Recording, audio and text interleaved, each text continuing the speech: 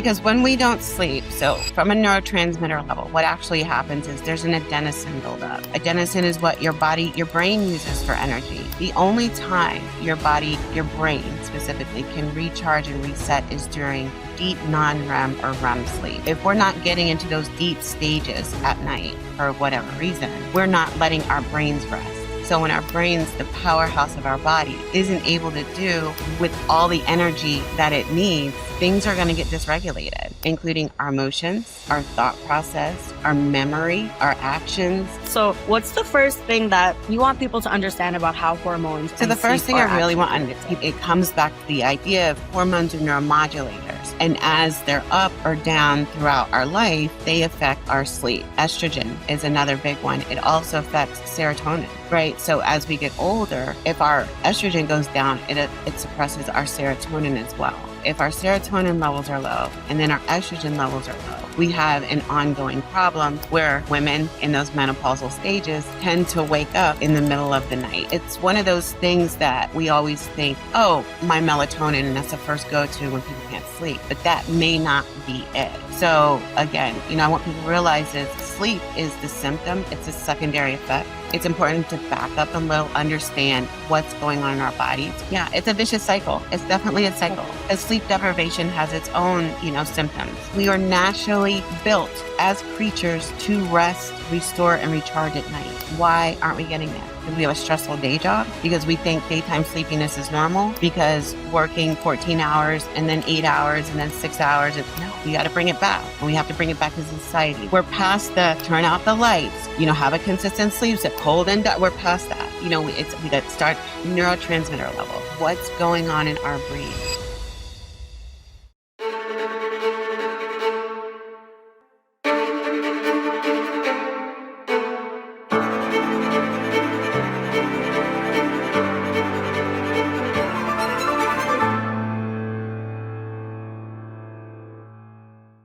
Nyree, we're back. The Sleep Reimagined show is back on air. So how are you? How have you been? And how excited are you I'm to so go into season excited. 2 I am of the so Sleep excited. Reimagined? I cannot believe the growth of Sleep Reimagined and how far, like I was telling you, I'm happy to say we've approached our second year. So Prosomnia is 2 years old. And the way the podcast has really taken off, I'm so excited. I couldn't ask for anything more. So let's keep going. Awesome. I'm so Yeah, excited. I'm so absolutely. excited to be a part of it now. So this is exciting for me for sure as well. So I know we're going to start off with season 2 today. We're going to be talking about something that affects Mhm. really every single one of us. But most of us don't even really think about it when we're trying to fix our sleep. So hormones. And we're going to be talking about why sleep comes easy at some points in life and feels kind of impossible at others, and kind of the difference between why teenagers want to go to sleep at 1 a.m. and older adults wake up at 4 a.m. So there's so much that goes into it. So I am excited Yeah. to So, dive in. I think what I also I think people don't realize or consider that hormones aren't hormones and then you just have this other stuff happening. Everything is so interconnected. It's not just one thing. And the actual amazing thing about hormones is that hormones we consider neuromodulators. So what that means is it's almost like knocking on your door or, like that whole domino game. And it's like you knock over one domino and it just elicits this whole response in this beautiful pattern. That's exactly what happens in your brain and hormones. It elicits a response in other areas of your brain. Menopause is definitely a prime example of that. But if we just go through the series of our lifetime, even as children and adolescents, we all know how adolescents need all this amount of sleep and they have this amazing ability to stay up late at night. So it's just diving into all those different hormonal stages that we go through in life and how it affects our sleep. Absolutely. And speaking about different stages in life, I know, Nyree, you have worked with patients across the full age spectrum, right? So what's the first thing that you want people to understand about how hormones So and the first sleep thing I are really actually want connected? people to understand is we always like to blame, it's okay, naturally, because of personal references, menopause, right? I can't sleep because of menopause. Well, and it has almost like a negative connotation to it.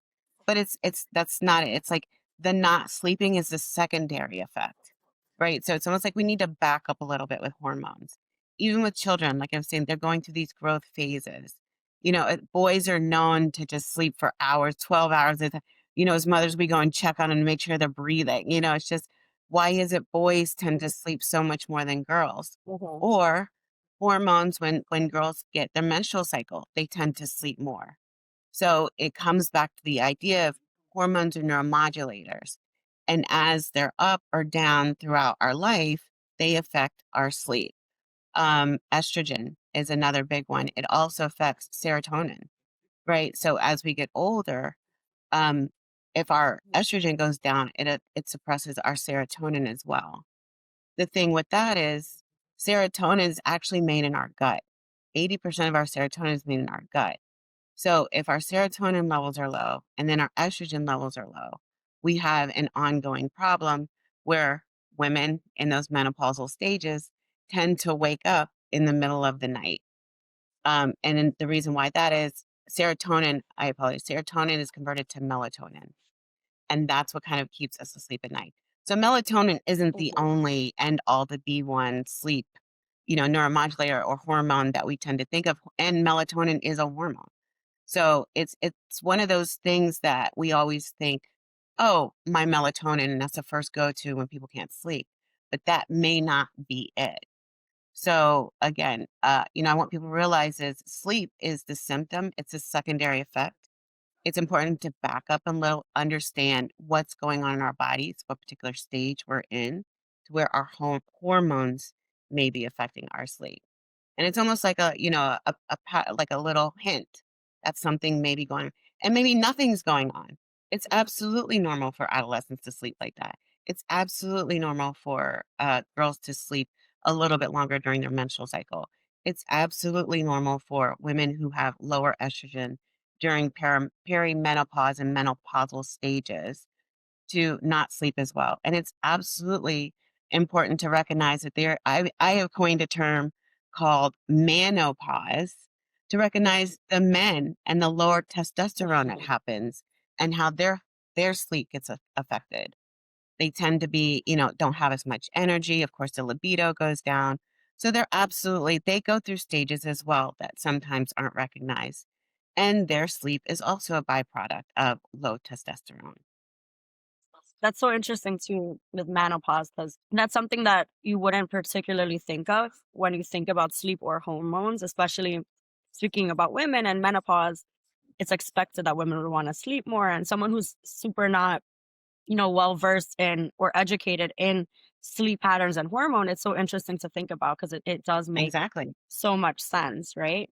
And then when we're talking about major hormones that control or influence sleep beyond just melatonin, as you stated, are there any other All of major them. hormones that really Oh, play a there's part in not that? one hormone that does not affect, Mhm. our sleep. For instance, I had mentioned estrogen, right? It suppresses our, our serotonin, right? So that affects.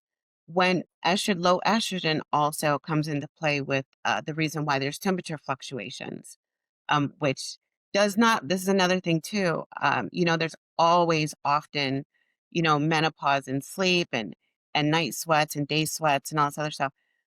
But it's also important to mention that not all women go through those stages, especially women in other countries. So again, sleep is a secondary effect. What we actually need to be looking at is our nutrition, right? And so that comes into play. So I think that's what makes prosomnia sleep interesting is that we look at sleep on a neurotransmitter level and a hormonal level because it's not just about sleep apnea, right? Everyone isn't necessarily overweight, but there are people Mhm. who are still not breathing at night, right? So now let's dig in. Let's dig in a little bit, look in the brain, look at our hormones, right? Even growth hormones, right? That actually increases our ability to sleep. So it increases what we call GABA. GABA is what keeps us sleepy. Especially boys have high growth hormones, right? Hence their reasons to need to sleep more. So it's all of them. We can go down the whole list. Serotonin, like I said, it's made in our gut. anything, not just hormones that suppress. A lot of medications suppress our serotonin. So our Mhm. gut health is so important to look at when it comes to sleep, but unfortunately, we were never taught that, right? So this is why another reason why I'm glad we're here. We're really trying to spread the message, educate people how sleep is not just a one thing; it's a whole body problem, right? And so, let me think. The cortisol, that's another big one. Cortisol is huge. That's a stress hormone, right? Mhm. We all know we're in a hyper cortisol life, and then just because it's 9, 10 o'clock at night, we're just supposed to lay our bodies down and think our mind is just going to rest. That's not how that works, right? So it's a whole Right. body thing, especially this is when Mhm. corporate responsibility on our employee health comes into play. When you have these hyper stressful jobs, especially community workers, hospital employees, nowadays, everybody, right? I can go down a whole list. Teachers, IT people, like, you know what I mean? Everyone, it's just seemingly so hyper. I don't know if it's because of COVID. I don't know if it's our society. I don't know. But we're in such a hyper stressful state on a regular basis. No, why people keep all the time. All the Now we're time. supposed to say, okay, it's 10 o'clock. Let's lay down and go to sleep. Not how it works. Right. So a lot of our patients, they come in, it's something as Mhm. simple as just teaching stress management. Again, we weren't taught how to sleep. We weren't really taught how any stress management skills until we can. And by that time, we're so far into lifestyle habits, jobs, work, parenting, responsibilities, animals, whatever. The list goes on. So I think it's, as a society, it's time for us to reel it back a little bit. And I know sleep is probably the most boring thing I could ever sit up here and talk about, but it's absolutely the most important thing that we need to start talking about. Absolutely. I mean, I love sleep, so for me, this is not a boring thing to talk about at all. But you did mention cortisol and how we're in a very high cortisol state, right? So, what would you say really throws? Would you say that cortisol Absolutely. throws So off our cortisol is natural considered a rhythm? stress hormone. It kind of elicits the same fight or flight responses, the adrenaline, the norepinephrine. It works again, everything's a system, it's not just one. Our cortisol is high. So our body's like, oh, cortisol is high. That's our fight. Okay, what's going on? Where's the stressor? Where's the trauma? What do I need to do? What do I need? Norepinephrine, and that's our prefrontal cortex. That if that's always on fire, fire, fire, fire, fire. Oh, it's 10 o'clock. It's time to go to bed. No, it's just your body's natural your body is doing what it's supposed to do. We aren't, and we're not being responsible to ourselves and our body and our spirit. It's important to really take that in consideration. It's not just about your body. Where's your spirit? Where's your heart? Where's your mind? Like, all those things come into play. Sleep just happens to be an indicator and a byproduct that there's something going on. Absolutely. And how does estrogen and progesterone affect the ability to So stay they kind asleep of or work in fall asleep? tandem. So, like I had mentioned, the estrogen is kind of like the temperature regulator. That's when it gets lower. That's when the hot flashes and all that other stuff. There's been this big push to stay away from the phytoestrogens, without us having a real responsibility to our absolute need for estrogens. Men have a need for estrogen. So there is a need. It's just when that imbalance occurs. The other counterpart to that is the progesterone.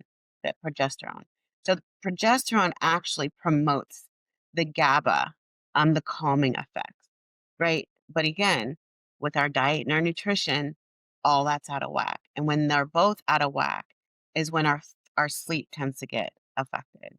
So the fluctuations in the progesterone, which is kind of like the GABA, the feel good, the calming, and then the estrogen that kind of regulates our temperature. When those are off, that's the hot flashes. And even with the hot flashes, even if that's all okay, the hot flashes alone will wake you up at night, which now fragments your sleep and gives you REM fragmentation.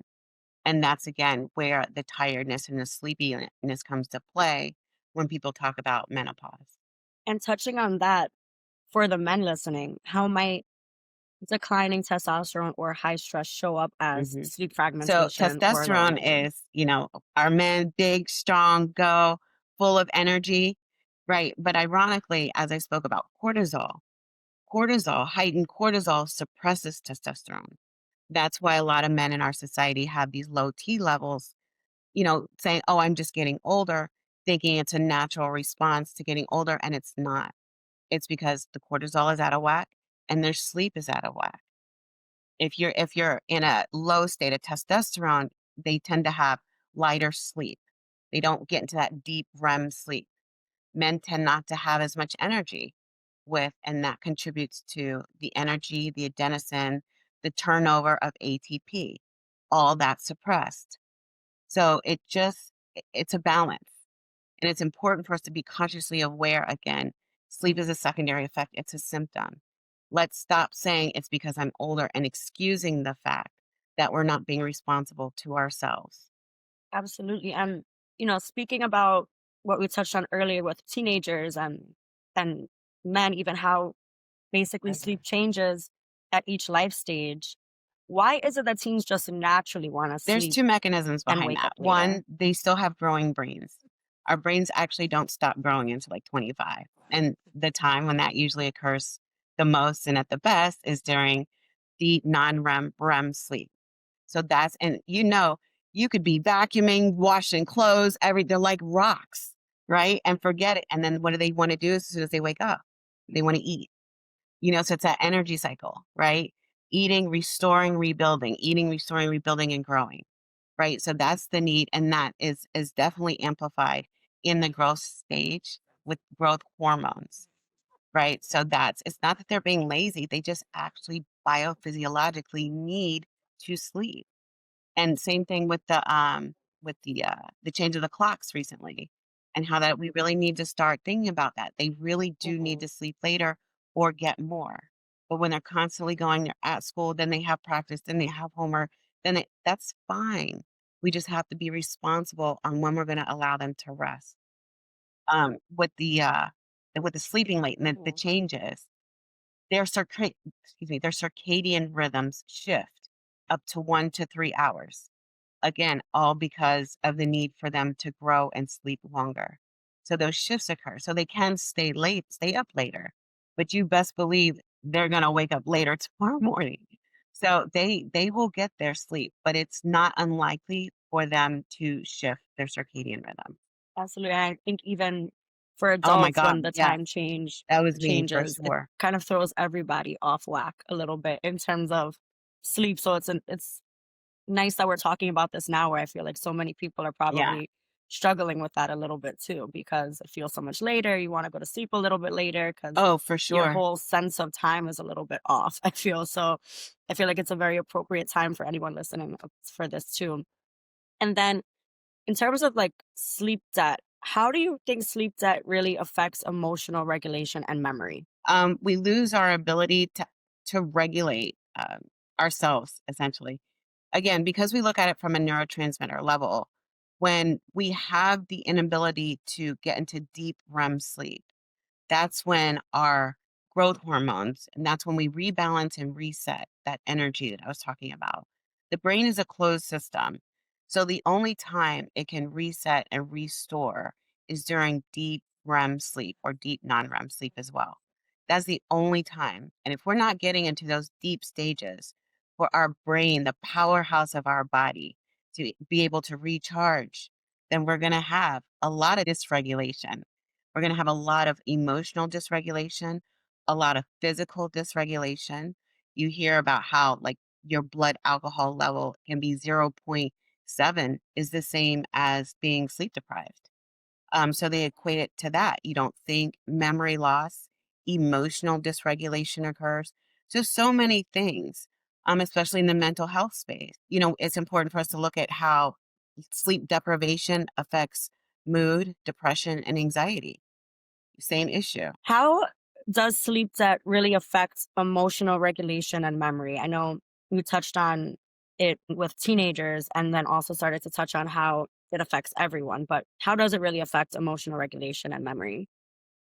Because when we don't sleep, so from a neurotransmitter level, what actually happens is there's an adenosine buildup. Adenosine is what we use for energy. Adenosine is what your brain uses for energy. The only time your body, your brain specifically, can recharge and reset is during deep non-REM or REM sleep. If we're not getting into those deep stages at night for whatever reason, we're not letting our brains rest. So when our brains, the powerhouse of our body, isn't able to do with all the energy that it needs, things are going to get dysregulated, including our emotions, our thought process, our memory, our our actions. Physically, we can't move. They say sleep deprivation is equivalent to 0.06 of being intoxicated. There's been plenty of times some of us have been so tired or so sleep deprived, we don't even remember how we got home, right? So that's how serious and important it is to get rest, to regulate our emotions, our mind, and let our bodies and our mind recharge and reset. Absolutely. I'm thinking about like times I've just been exhausted and I felt like such Mhm. brain fog. Like Did brain I fog, say this? Did I do this? Like almost feels like sometimes you're exactly. dreaming. I was like, was that a dream? Was that Absolutely. real? I know And I'll and wake that up is and a think about it all like that. that is a biochemical, physical thing that happens. This isn't just, "Oh, I didn't get enough sleep." It's, "Oh, I didn't give my mind enough time to get into REM sleep," or wasn't able to. Let me not say time because, everyone has different sleep disparities. Absolutely. And talk about like the big one here. Like, why do you think that sleep gets worse during this transition? During, like, the transition of the Mhm. daytime, Yes. like Mhm. circadian, the circadian and all that, how that works. Absolutely. Yeah. So, what happens is there's 2 sleeps, right? And again, this is something we've unfortunately never taught about. There's non-REM sleep and REM sleep, and I almost like to think of it as like your body's time to rest and your mind time to rest. But the third component to that is the connection, right? That is also something that happens during sleep.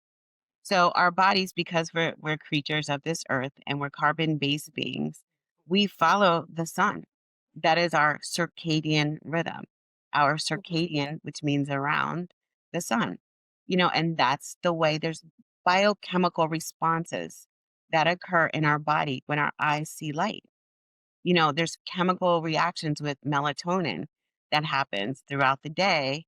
It's low and then at night it's high to keep us asleep. So we very much function according to the circadian of the sun. When we decide as people to switch our clocks, our bodies could give two sun-ups, right? Because just because you wanna go to bed at 6 o'clock and the sun is still out, it doesn't work that way, right?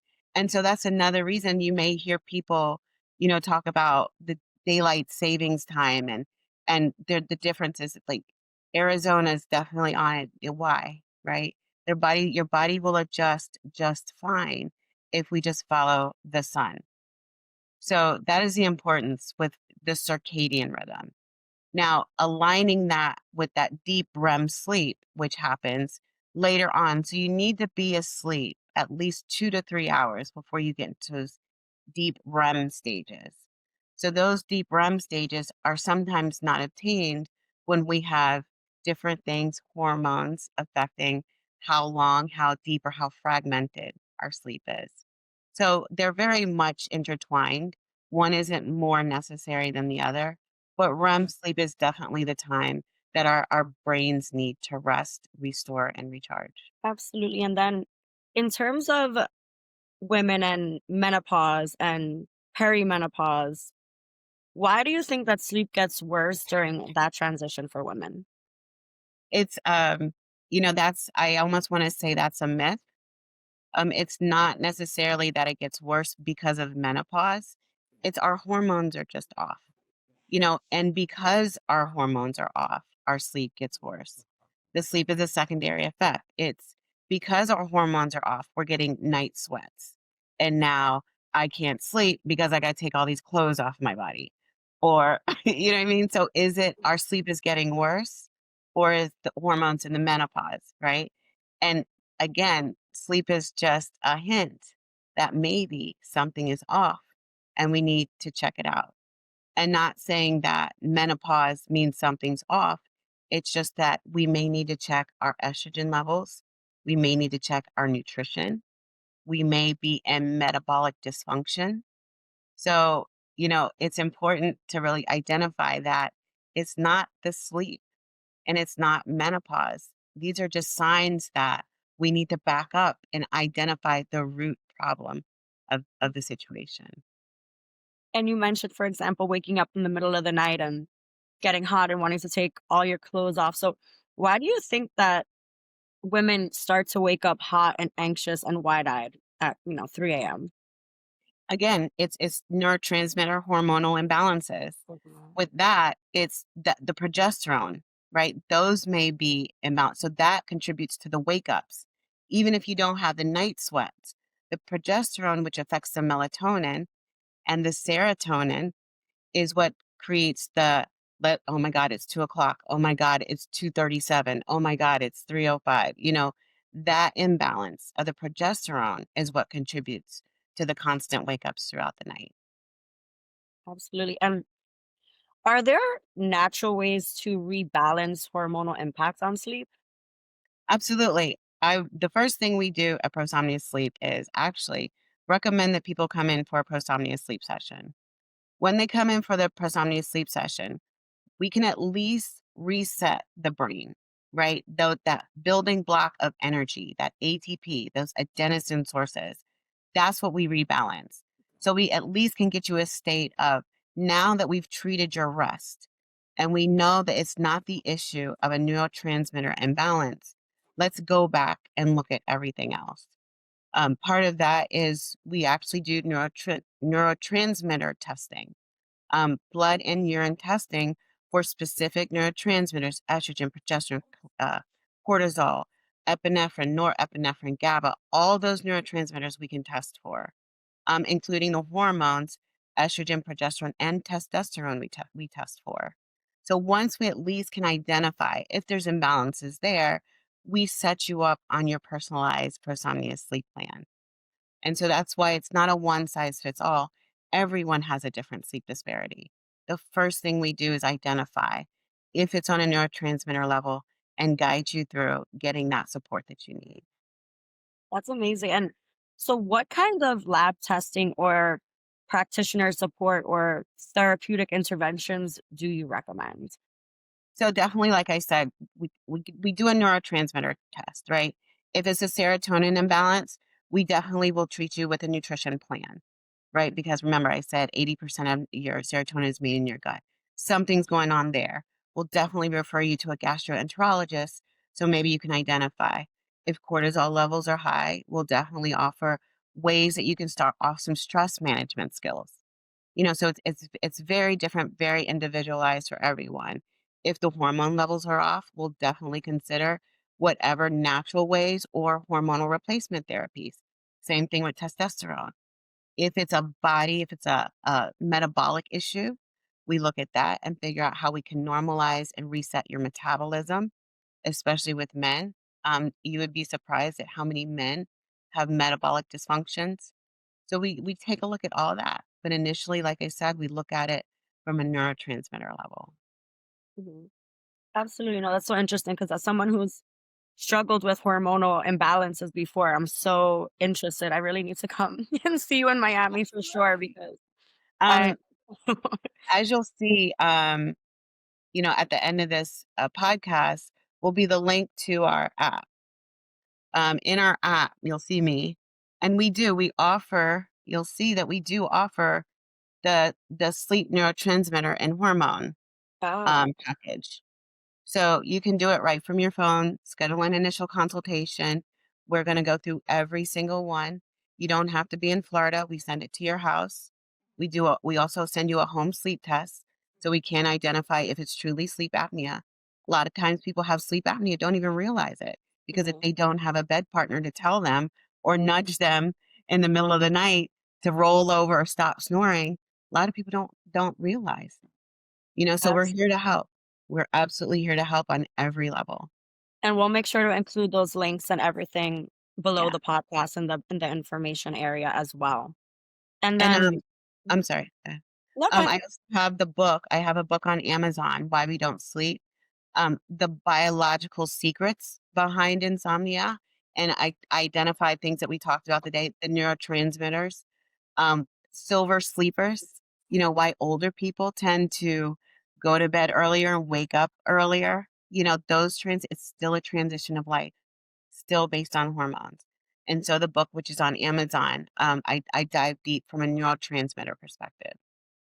Absolutely, no, that's so interesting. And you touched on it a little bit earlier, but the prosomnia. So, where does prosomnia sleep therapy fit in for patients with hormone related insomnia? So I'm happy to say Prosomnia Sleep is the first and only 1 hour anesthesia sleep therapy for REM disorders and sleep disparities. What we do from a clinical level is we use anesthesia to get people into deep REM sleep, what they've been unable to do on their own for whatever reason. So once we can do the sleep session and reset that neurotransmitter adenosine, we can identify, is it an adenosine issue? Is it the inability to get into deep REM sleep? Or is it a hormonal issue? And is it the hormones not allowing you to get that deep REM sleep? So all these things we can tell from your Prosomnia sleep therapy. Because we use an EEG monitor, I can see what's going on in your brain, why you're not able to get into deep REM sleep, what's happening when you get into deep REM sleep, how long you're staying in a deep REM sleep. So there's so many things. However, once we get you into deep REM sleep, you do get all the benefits, right? You get the growth hormone, you get the release of neurotoxins, you get the cleansing of that blood brain barrier system. And then we can further analyze you, do the neurotransmitter testing, and identify what's going on that's contributing to your sleep disparities. Absolutely, that is interesting. That is something I haven't heard of. And is that something that resets you so it's something you can do once, or is it something you need to do continuously? It depends. We Everyone gets a personalized sleep plan. A lot of our patients have been on previous sleep medications that are preventing them from getting into REM sleep, hormonal issues, a lot of menopause, low testosterone, post traumatic stress disorder, military, night shift workers. It just depends. So depending on the severity, your very first sleep session is more of a diagnostic one. We'll be able to look at your EEG, get the data, and identify what exactly is going on in your brain. Once we identify what's going on, then we'll attack it from, is this a mental health issue? A lot of people like to put sleep deprivation on mental health. It's not a mental health issue, you're just tired and you can't get into REM sleep. We really need to start looking at that. Sleep is a secondary symptom, it is not the cause. So we need to backtrack and look at the root problem. Absolutely. I think that is so common when people Oh, relate sleep or lack of sleep to mental health 100%. So it is interesting to hear that that is not really the root cause, it is a secondary thing. And it does make sense because when you're tired, that also feeds into yeah, other issues as well as yeah, it's a vicious cycle. It's definitely a cycle Mhm. because sleep deprivation has its own, symptoms. So, we got what's the root problem? You should not need, medications, hormones shouldn't be out of control. All these issues that we have because people can't sleep. Why? Right? We are naturally built as creatures to rest, restore, and recharge at night. Why aren't Mhm. we getting there? Because we have a stressful day job? Because we think daytime sleepiness is normal? Because working 14 hours and then 8 hours and then 6 hours and no, we gotta, Mhm. you know, so we gotta bring it back, and we have to bring it back as a society. It's not a we're past the turn out the lights, have a consistent sleep cold and dark, we're past that. We got to start neurotransmitter level. What's going on in our brains? Absolutely. Well, I think that I've learned so much about this. I'm excited to learn more with you, and I know our listeners are probably getting so much out of this. I As mean, a season one went so well. I'm excited to continue this momentum and continue to learn about this. And Yes, I'm please. super excited to be working with you now. So, Oh, and if for same. all of our listeners, if you've ever been told that your sleep problems are just in your head and your labs are normal, this episode was just your permission to really trust your body and know that there can be so much more to it. Trust your body, and you can reach out to Nyree. And thank you so much. This has been amazing. This is the first episode of season 2 of the Yes. Sleep Reimagined, and I cannot wait to s- do episode 2 of season 2 with you. So thank you so much, and see you next time. Everyone, be rested. Thank you, Layla. I stay Thank rested, my you. friend.